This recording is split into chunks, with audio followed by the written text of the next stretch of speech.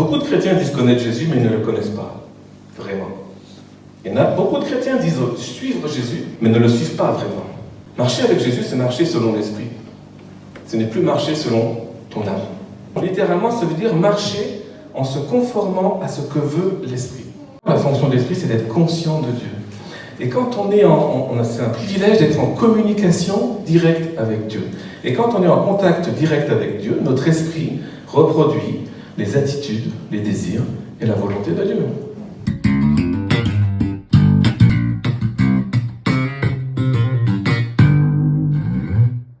C'est vrai que nous entamons une nouvelle année, une nouvelle saison. Et j'ai l'honneur de commencer le premier message pour cette nouvelle année. Et chaque année, on a un thème un peu central tout au long de l'année. Et cette année, on a reçu, on pourrait dire, de rester actif dans l'œuvre du Seigneur, dans l'attente de son retour.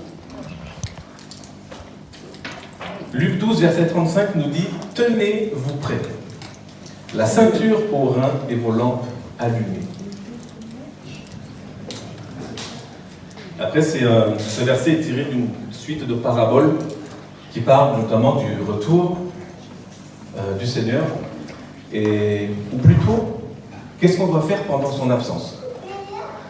Vous lirez chez vous, Luc 12. Parce que quand on les lit, on voit que les serviteurs et les servantes, ils sont au travail. Nous devons tous œuvrer pour la gloire du Seigneur, à son royaume sur terre, juste avant son retour. Amen. Et on doit savoir ce qu'il veut, ce qu'il ne veut pas. Quand on lit les paraboles, on voit que les servantes, serviteurs, ne savent pas vraiment ce que veut le Seigneur, ce que veut le Maître. Et on voit qu'ils commencent à faire n'importe quoi. Et pourquoi ils font ça? Parce qu'ils connaissent mal le Maître. Ils connaissent mal le Seigneur. Ils ne le connaissent pas intimement.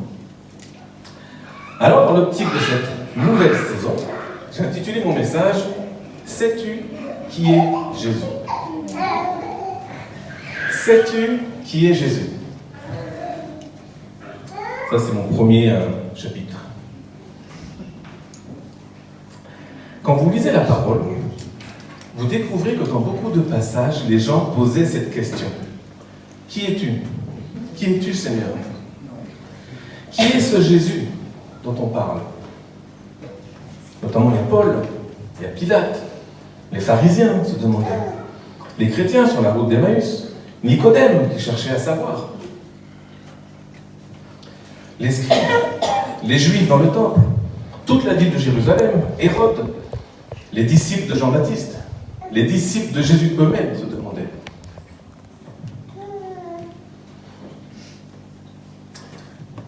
Il y a énormément de versets. Et vous verrez que souvent les gens se posaient cette question. Quel est cet homme? Quel est cet homme? À Rodez, nous avions un ami qui venait du Togo et qui venait souvent avec nous à l'église. Et dans la voiture, il nous chantait des chants qu'il chantait à son église au Togo. Et notamment, quel est cet homme? Moi, je veux chanter. Quel est cet homme, ce Jésus, alléluia? Quel est cet homme, ce Jésus, alléluia? Qui guérit les malades, alléluia? Qui guérit les malades, alléluia? Alléluia, alléluia, amen. Alléluia, alléluia, amen. Il y en a qui connaissent? Oui. Qui ressuscite les morts. Alléluia. Donc on faisait ça pendant tout le trajet.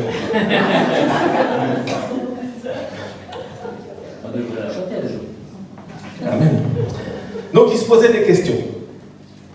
Mais il y en avait qui savaient très bien qui était Jésus. Vous savez qui c'est? C'est l'apôtre. Ceux qui ne les pas. Les démons. Pourquoi eux? Ils disaient toujours, nous savons qui tu es. Tu es venu pour nous perdre. Ils connaissaient le Jésus dans le monde spirituel. Ils le connaissaient très bien. Alors, mon premier verset, c'est Matthieu 16, verset 24. pas mal de versets à lire. Matthieu 16, verset 24 nous dit « Si quelqu'un veut marcher à ma suite, qu'il renonce à lui-même, qu'il se charge de sa croix et qu'il me suive. »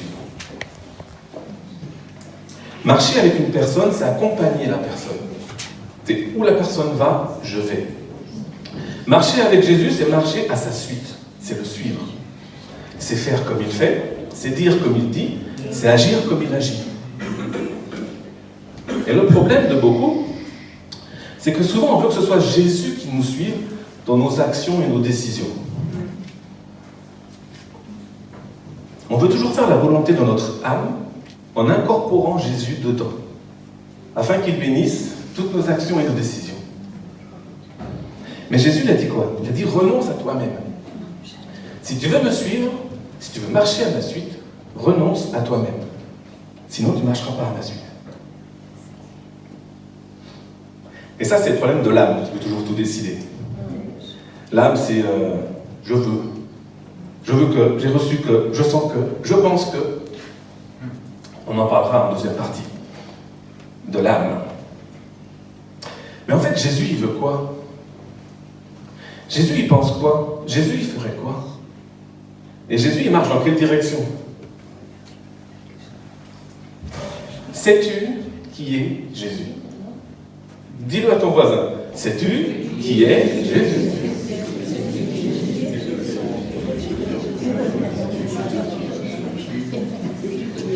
Parce qu'on a besoin d'avoir des révélations sur qui est vraiment Jésus. Des révélations, et qu'est-ce que ça implique de marcher avec lui? La parole de Dieu dit « Mon peuple meurt faute de connaissance ». Ce n'est pas forcément que de la connaissance théologique, c'est pas que ça, mais je pense aussi que c'est de la connaissance de qui est Jésus. Matthieu 16, on va lire les versets un peu plus haut. Matthieu 16, versets 16 à 17.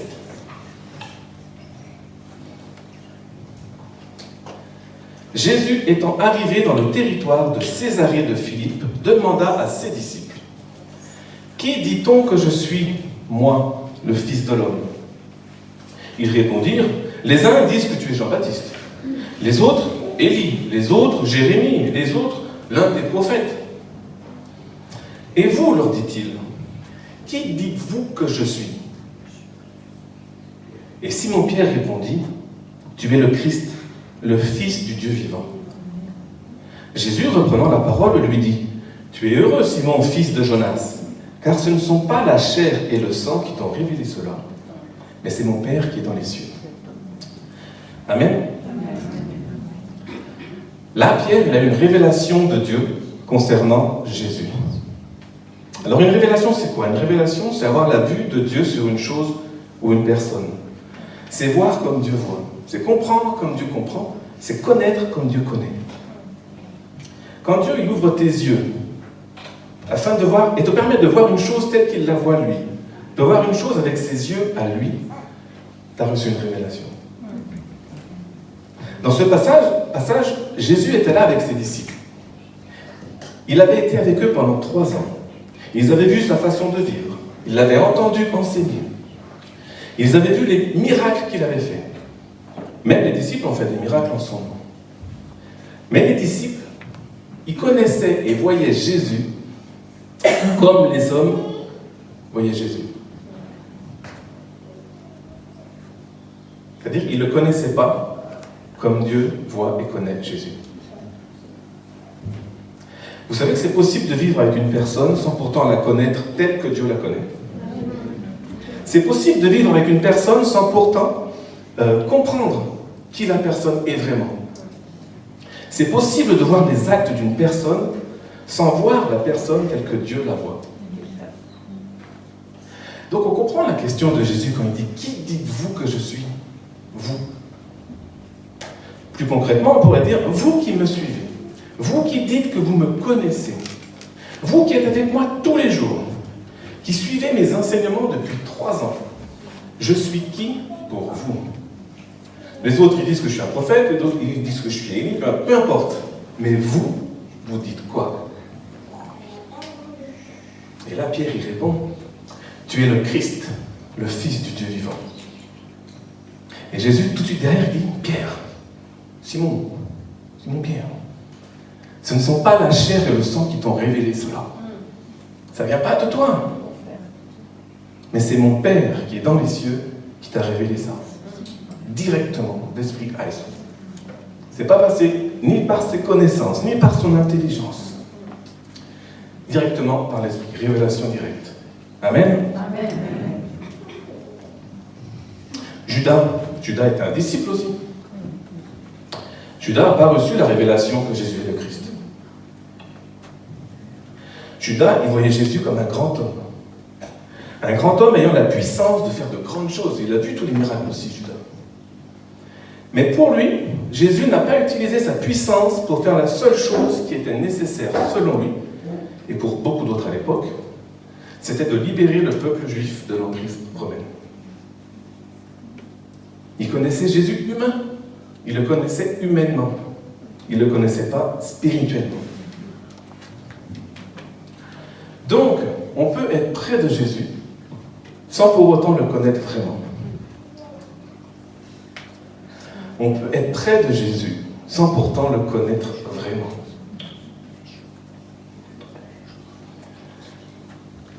Même aujourd'hui, surtout aujourd'hui. Jésus il a même dit à des personnes, dit « Retirez-vous de moi, je ne vous connais pas. » Vous vous rappelez ce passage? Les gens ils disaient « Mais attends, on a guéri en ton nom, on a chassé des démons en ton nom. » Jésus dit « Mais pourquoi vous ne faites pas ce que je vous dis? Si vous ne faites pas ce que je vous dis, c'est que vous ne marchez pas à ma suite. Donc moi, je ne vous connais pas. » Imaginez, vous travaillez pendant 30 ans dans la même boîte avec le même collègue. Vous ne lui posez jamais de questions. Ni ce qu'il fait, ni s'il est marié, ses passions, ses rêves, bref. Rien. Et on vous demande, est-ce que vous connaissez cette personne? Bah oui, je la connais, je travaille avec lui depuis 30 ans. Ah, d'accord. 30 ans, c'est pas mal quand même. Alors, mais c'est qui pour vous ce monsieur? Bah c'est un collègue de travail. Bon alors, est-ce qu'il est marié? Ben, je ne sais pas. C'est quoi son âge? Ben, je ne sais pas.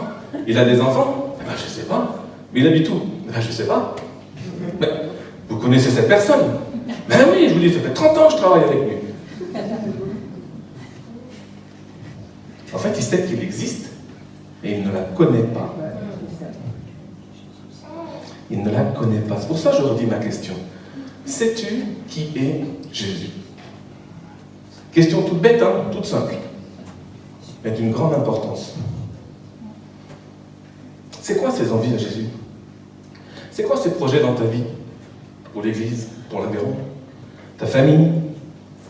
C'est quoi ce qu'il te demande de faire? C'est quoi ce qu'il aime? C'est quoi ce qu'il déteste? Est-ce que vous marchez avec Jésus? Est-ce que vous le suivez? Ou alors vous demandez à Jésus de vous suivre dans votre chemin à vous? Comme Judas qui voulait que Jésus le suive dans ses projets. Judas, il aimait Jésus. Mais il voulait que Jésus aille là où Judas voulait qu'il aille. Beaucoup de chrétiens disent connaître Jésus, mais ils ne le connaissent pas vraiment. Il y en a beaucoup de chrétiens disent suivre Jésus, mais ne le connaissent pas, mais ne le suivent pas vraiment. Marcher avec Jésus, c'est marcher selon l'esprit. Ce n'est plus marcher selon ton âme. Amen. Amen. Et ça, c'est ma deuxième partie, l'esprit et l'âme. Et le corps. Ça va? Vous me suivez? Ah, c'est Jésus qu'il faut suivre. Hein? Amen. 1 Thessaloniciens 5, verset 23 nous dit que le Dieu de paix vous sanctifie lui-même tout entier, et que tout votre être, l'esprit, l'âme et le corps, soient conservés irrépréhensibles lors de l'avènement de notre Seigneur Jésus-Christ. Amen. L'esprit, l'âme, le corps. Tout votre être. Votre être. Esprit, âme, corps. Est-ce qu'il y a quelqu'un qui a encore du mal avec cette notion trinitaire ou tripartite? Je pose aussi cette question toute bête, hein, je pose des questions bêtes ce matin. Parce que je sais que des personnes ont des problèmes avec cette notion d'esprit, âme et corps. Parce que l'âme et l'esprit, on ne peut pas le toucher. Le corps, il n'y a pas de problème. Le corps, on le voit, on le touche, il est là. Mais l'âme et l'esprit, il y en a qui ont un peu de mal. Alors, je vais vous apporter une image qui peut vous aider peut-être à mieux comprendre. La parole de Dieu dit que nous sommes le temple du Saint-Esprit. Amen. Nous sommes un temple. Tiens, Bernadette, viens avec moi. On peut applaudir Bernadette.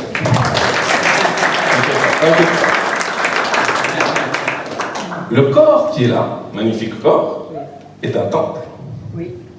Oui. Mais la parole de Dieu le dit. Nous sommes un temple. C'est le temple. À quoi ressemblait un temple à l'époque de Jésus? Bon, vite fait, c'était un bâtiment en pierre, et dedans il y avait le lieu saint et le lieu très saint. Ok? Ça, c'est le temple. L'extérieur, c'est ce qu'on voit. On voit les pierres. On voit le bâtiment, on voit le corps.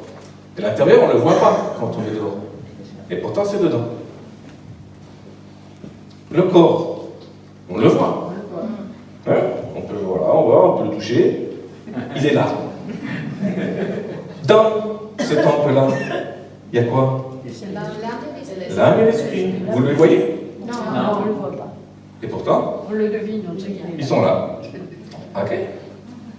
Le corps est sans aucun souci. On peut toujours le toucher, on peut le mouiller, il sera mouillé. L'âme et l'esprit ne sera pas mouillé. D'accord? On fait l'expérience?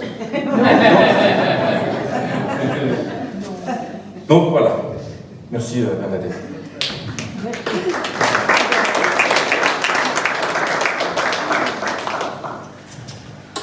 Jean 4, 24 nous dit « Dieu est esprit, et il faut que ceux qui l'adorent en esprit et en vérité. » Genèse 1, 26 nous dit « Dieu dit, faisons l'homme à notre image, selon notre ressemblance. » Si Dieu est esprit, et il dit « faisons l'homme à notre image », alors nous sommes avant tout des esprits. Amen. Amen.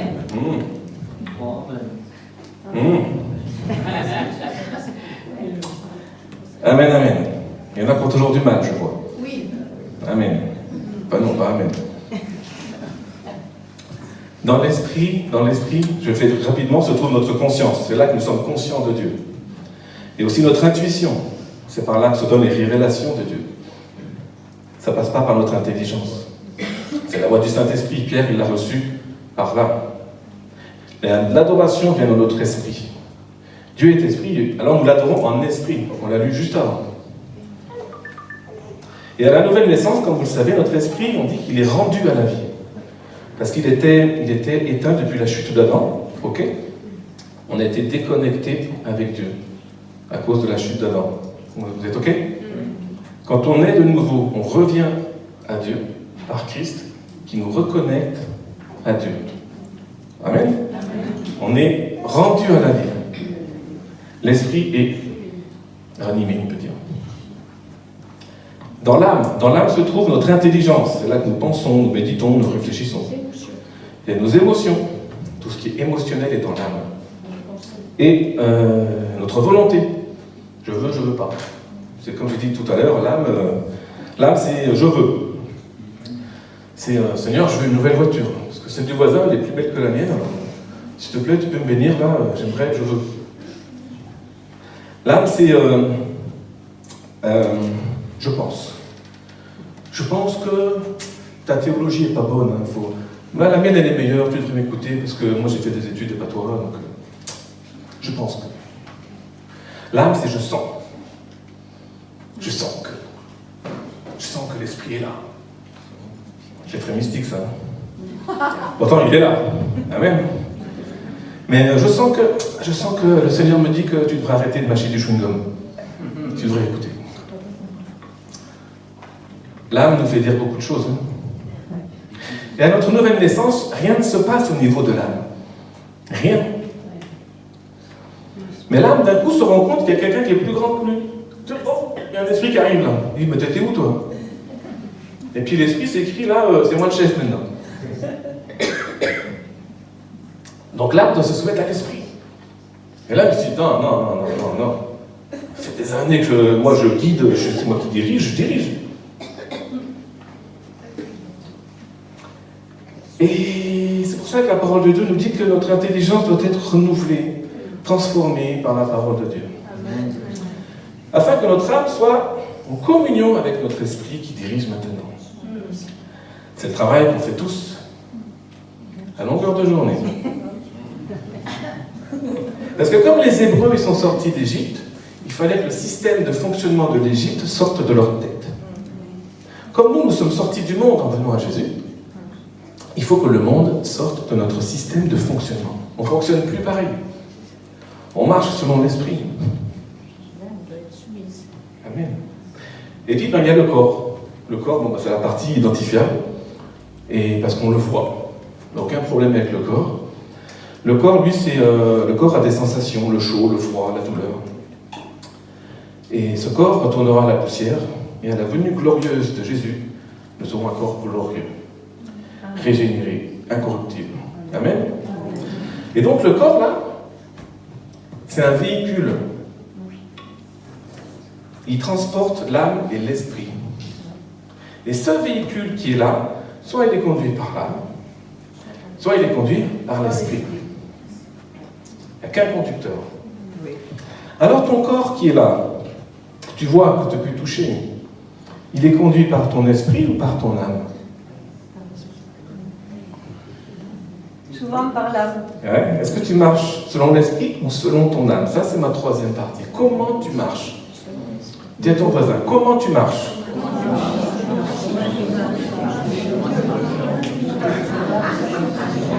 Comment tu marches?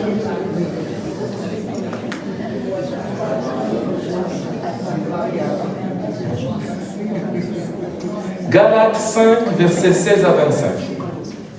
Galates 5, versets 16 à 25. Je dis donc, marchez selon l'esprit, et vous n'accomplirez pas les désirs de la chair. Car la chair a des désirs contraires à ceux de l'esprit, et l'esprit en a de contraires à ceux de la chair. Ils sont opposés entre eux, afin que vous ne fassiez point ce que vous voudriez. Si vous êtes conduit par l'esprit, vous n'êtes point sous la loi. Or, les œuvres de la chair sont manifestes. Ce sont l'impudicité, l'impureté, la dissolution, l'idolâtrie, la magie, les inimitiés, les querelles, les jalousies, les animosités, les disputes, les divisions, les sectes, l'envie, l'ivrognerie, les excès de table et les choses semblables. Ça veut dire que la liste est encore longue. Je vous dis d'avance, comme je l'ai déjà dit, que ceux qui commettent de telles choses n'hériteront point le royaume de Dieu. Mais le fruit de l'esprit, c'est l'amour, la joie, la paix, la patience, la bonté, la bienveillance, la fidélité, la maîtrise de soi et la douceur. La loi n'est pas contre ces choses. Ceux qui sont à Jésus-Christ ont crucifié la chair avec ses passions et ses désirs. Si nous vivons par l'esprit, marchons aussi selon l'esprit. Amen. Il y a des versions qui disent marcher par l'esprit. Mais je préfère marcher selon l'esprit. Je préfère cette traduction. C'est plus profond. Littéralement, ça veut dire marcher en se conformant à ce que veut l'esprit. En fait, c'est une marche, c'est une obéissance à ce que veut l'esprit. Et ça fait une différence entre, quand on dit je marche par l'esprit, t'as l'impression que j'attends que l'esprit vienne et tu fais rien. Non, t'es dans un mouvement, tu dois marcher selon ce que l'esprit te dit. Et tu dois obéir à ce que l'esprit te dit. C'est quand même beaucoup plus profond. Dis à ton voisin, tu dois marcher selon l'esprit.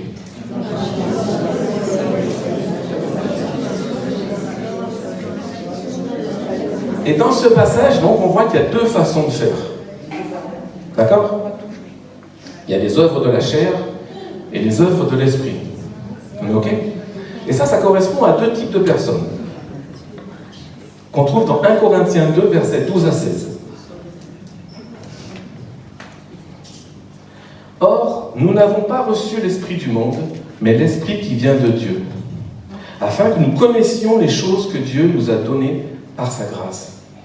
Et nous en parlons, non avec des discours qu'enseigne la sagesse humaine, mais avec ceux qu'enseigne l'Esprit, employant un langage spirituel pour les choses spirituelles. Mais l'homme naturel n'accepte pas les choses de l'Esprit de Dieu, car elles sont une folie pour lui. Et il ne peut les connaître parce que c'est spirituellement qu'on en juge. L'homme spirituel, au contraire, juge de tout, et il n'est lui-même jugé par personne. Car qui a connu la pensée du Seigneur pour l'instruire? Or, nous avons la pensée de Christ. Amen. Amen. Donc dans ce passage, il y a les deux catégories de personnes. Vous avez vu? L'homme naturel et l'homme surnaturel, spirituel. L'homme naturel et l'homme spirituel. L'homme naturel, c'est l'homme qui ne connaît pas Dieu, qui n'a pas ouvert son cœur à Jésus, et qui du coup ne peut pas connaître et comprendre les choses spirituelles. Parce que son esprit, comme j'ai dit tout à l'heure, il est encore éteint. Il ne peut rien recevoir de l'esprit, parce que c'est un langage spirituel. Si son esprit il est éteint, il ne peut rien recevoir. Cet homme naturel, c'est un homme qui marche forcément selon son âme, parce que l'esprit il est mort, donc il est guidé selon son âme. Et donc il accomplit les œuvres de la chair. La Bible l'appelle aussi l'homme charnel.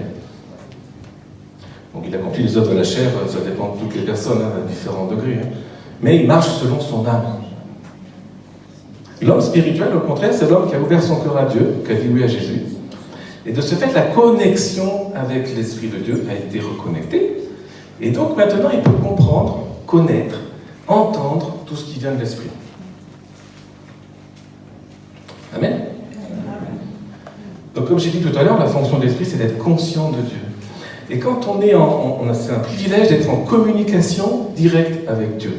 Et quand on est en contact direct avec Dieu, notre esprit reproduit les attitudes, les désirs et la volonté de Dieu.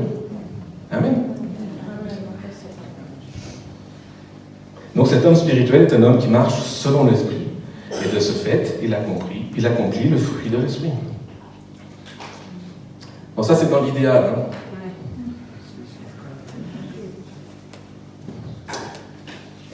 Si on s'arrêtait là, ce serait trop simple.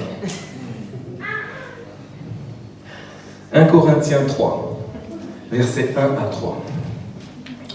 1 Corinthiens 3, versets 1 à 3. Pour moi, frères, ce n'est pas comme à des hommes spirituels que j'ai pu vous parler, mais comme à des hommes charnels, comme à des enfants en Christ.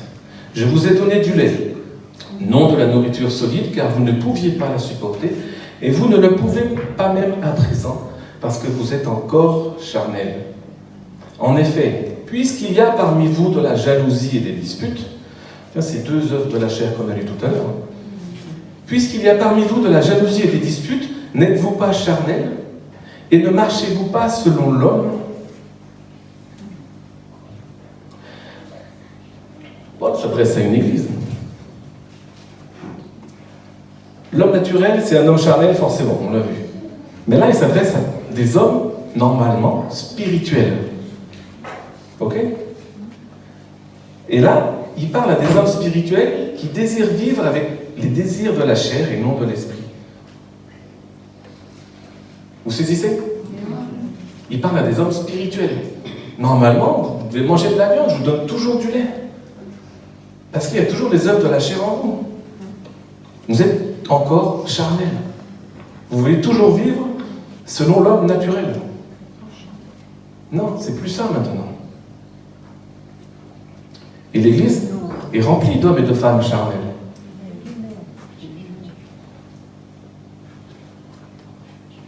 Et nous sommes tous plus ou moins dans cette catégorie de personnes à certains moments, n'est-ce pas?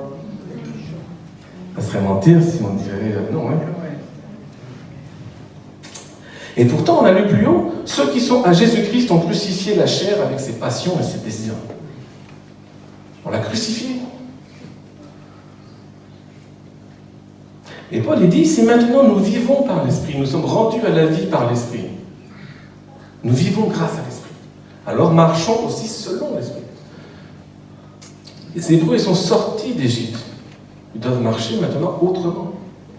Nous sommes sortis du monde, nous devons marcher autrement. Et c'est là toute la difficulté de chaque croyant, n'est-ce pas? Cette lutte intérieure entre nos deux natures charnelles et spirituelles. C'est une lutte de tous les jours, plus ou moins facile, n'est-ce pas? Ça dépend des événements, des circonstances, où on en est avec Dieu, au niveau de notre foi. Et ça dépend aussi qui tu nourris le plus. Qui tu nourris le plus? Ton âme ou ton esprit? La nature que tu vas nourrir va progresser et l'autre s'affaiblir. Si tu nourris ta chair, l'esprit va s'affaiblir. Et ça peut aller jusqu'où? La parole dans Timothée nous dit cette conscience qui vient de l'esprit, quelques-uns l'ont perdue, ils ont fait naufrage par rapport à la foi. Donc tu peux te perdre. Parce que tu ne marches plus selon l'esprit. Jésus marche par là, toi tu marches par là. Et tu dis, je connais Jésus, je suis Jésus, mais en fait tu ne suis pas Jésus. Donc je redis ma question toute simple encore. Est-ce que tu marches selon l'esprit?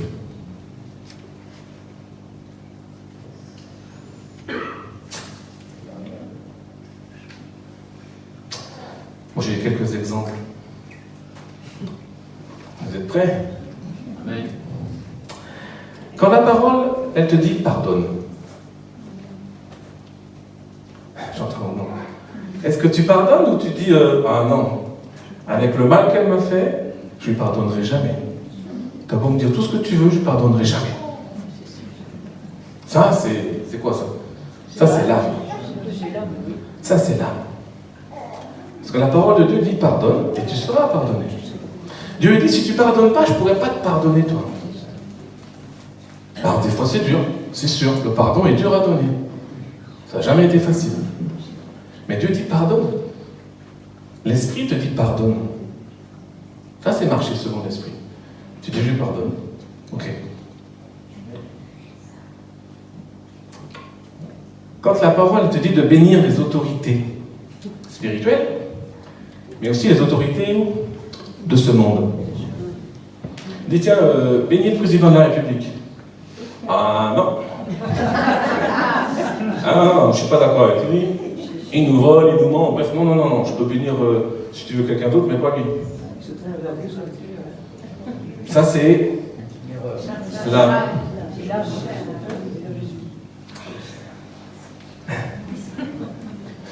L'esprit te dit de bénir. Il ne te demande pas d'être d'accord avec lui. Il te demande de le bénir.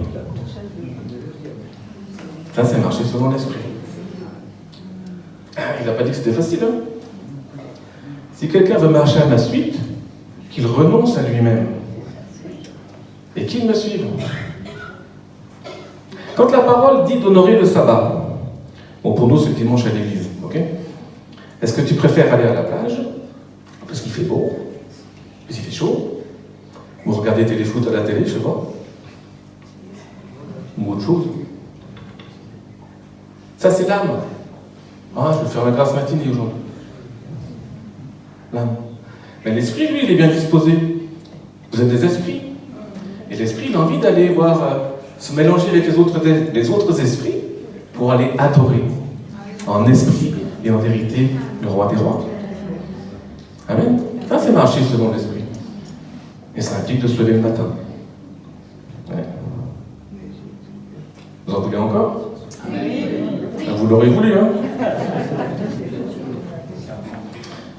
Quand un pasteur fait un message de donner sa dîme,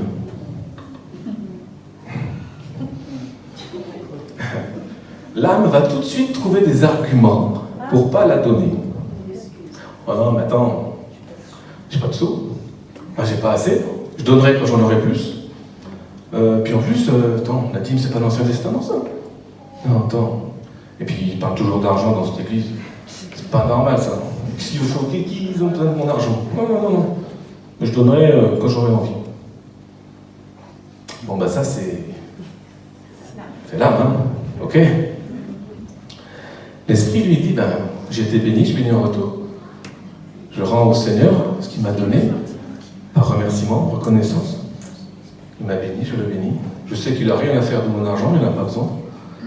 Mais bon, C'est peut-être plus obligatoire dans le Nouveau Testament, mais Jésus l'a dit de ne pas négliger ça. Donc je donne, par remerciement. Et je sais qu'il va subvenir à mes besoins. Ça, c'est la marche selon l'Esprit. Un petit dernier. Quand l'équipe d'accueil te demande de changer de place pour la laisser à une famille qui arrive, comment tu réagis? Tu dis, ah non, c'est ma place. Je m'assois toujours là. Et puis, attends, ils auraient pu arriver plus tôt quand même. Attends. Non, en plus là, je vois bien le prédicateur, je vois bien la louange, c'est super, moi je bouge pas. T'as qu'à demander à quelqu'un d'autre. Ça c'est l'âme, bien sûr.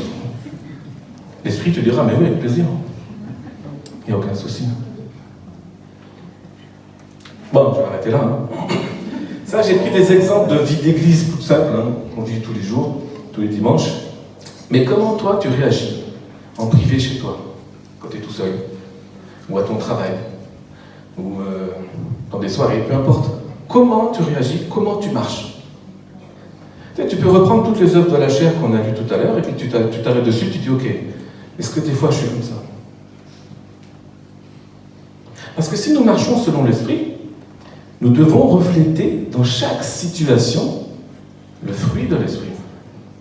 On est ok?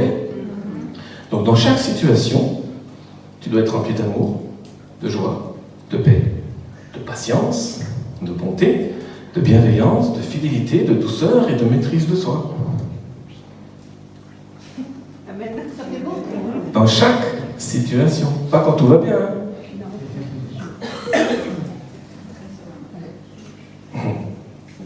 Bon. C'est pas facile. Jésus l'a dit, c'était pas facile de le suivre. Donc je redis, si quelqu'un veut me suivre, qu'il renonce à lui-même et qu'il me suive.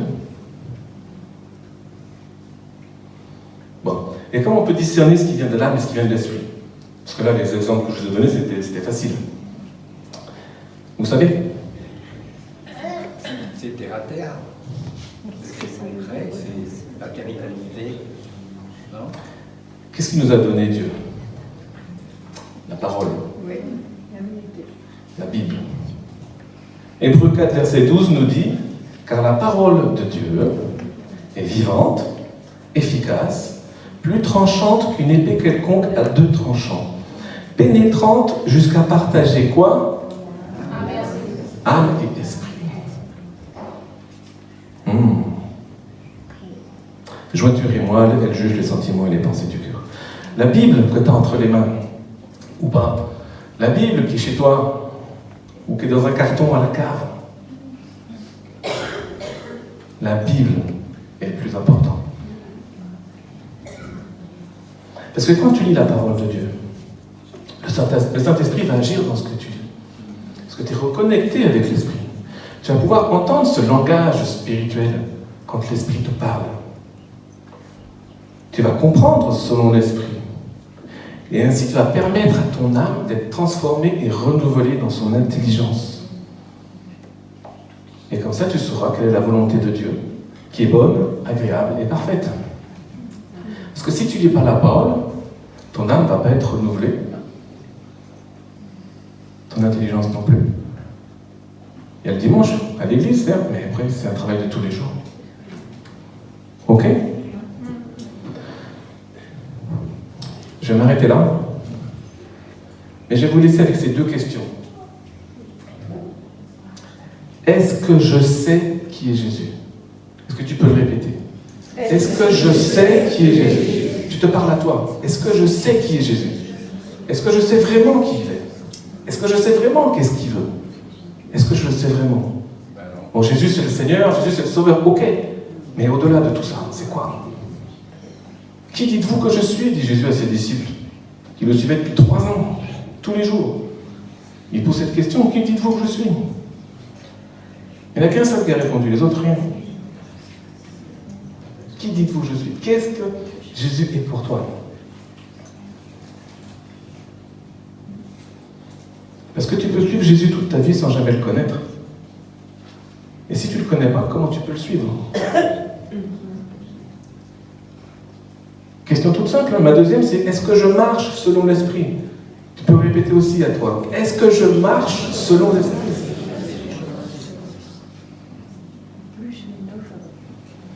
Donc pour marcher à sa suite, comme il l'a dit au début, il faut renoncer à soi-même. C'est-à-dire de renoncer à ses passions et ses désirs qui ont été crucifiés et qui maintenant, ces passions elles deviennent secondaires. On ne te demande plus de plus rien faire, mais ça devient secondaire. C'est pas ça le plus important.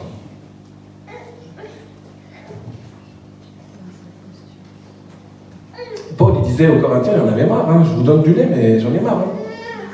Vous succombez toujours, vous n'avancez pas. Donc je crois que sincèrement, on peut tous se repentir. On est tous dans le même panier, on n'est pas mieux les uns que les autres. On a tous du mal à avancer aussi, à lâcher des choses, ça c'est sûr. Donc,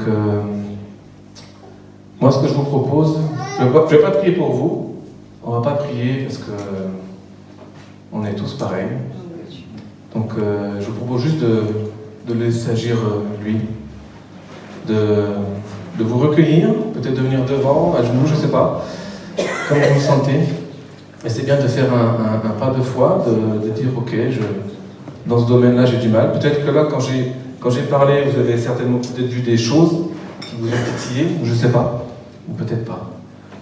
Mais en tout cas, c'est bien de se repentir et de venir devant lui, devant sa face, et puis avec ces deux questions. Est-ce que je te suis, Seigneur? Est-ce que je marche vraiment selon l'esprit, ou là je me trompe?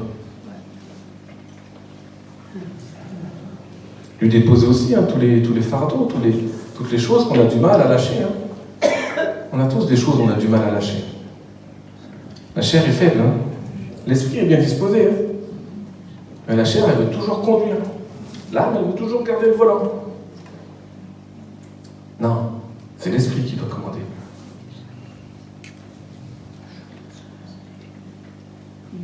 Et vous savez, personne ne peut dire qu'il marche toujours par le fruit de l'esprit. Sinon, ce serait Jésus lui-même. Jésus était parfait. Il marchait selon l'esprit tout le temps. Il reflétait toutes ces choses que je vous ai lues. Nous, des fois, on le fait, des fois, on ne le fait pas. Est-ce qu'on est dans la maîtrise de soi, des fois? Pas tout le temps, hein. Est-ce qu'on est dans la joie? Non? Il y en a, ils sont tristes, je vois. Oula.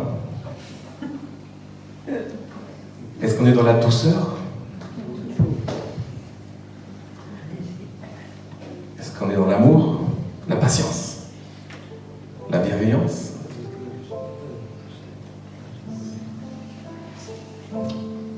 Ça fait réfléchir un peu. Moi, quand j'ai fait ce message, je me dis, mais c'est pour moi celui-là aussi, tu vois. Et tu vois dans ta vie, tu dis, ah là, Benoît, tu ne marches pas par l'esprit, là. Là, je n'étais pas patient, là. Là, je n'étais pas maître de moi, Et là, j'ai pas été doux, j'ai dit les choses un peu méchamment. Je suis sûr que vous avez tous là, à ce moment, des situations. Jésus est bon, il est doux, il est patient, il est fidèle. Donc il est là, il peut tout endurer. Il a dit, venez à moi, déchargez-vous de vos fardeaux. Je vous aiderai à aller de l'avant. C'est lui qui nous aide à marcher à sa suite. Donc, merci pour ce piano. Et merci pour, Seigneur, de venir... on peut fermer nos yeux et le laisser agir. Dites-lui ce que vous avez à lui dire, à lui. Vous pouvez vous lever, venir devant. Je disais, ça implique un pas de foi, vous savez. Marcher à sa suite, à la suite de Jésus. Ce n'est pas rester inactif, c'est d'être en mouvement. Il dit, ok, je fais un pas de foi, je m'avance. Seigneur, tu vois mon cœur, je viens devant. Je viens au trône du Seigneur. Il n'y a aucun jugement de la part du Seigneur. Amen.